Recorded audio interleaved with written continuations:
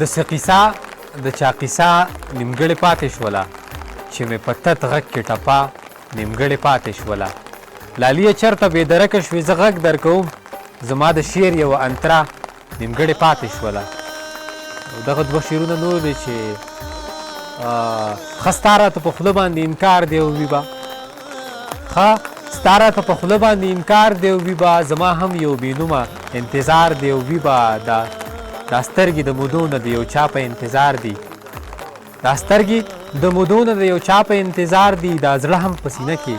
بېقرار دی او وي به دا سترګې د مودو نه د یو چا په انتظار دي دا زړه هم په سینه کې ناقرار دی او وي به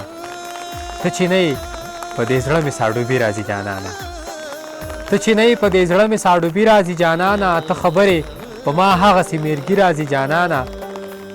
زه چې کله هم جانانه ستا د خولې جوټه څه وخورم بیا مې ټوله شپه دې شونډو له میږي راځي جانانه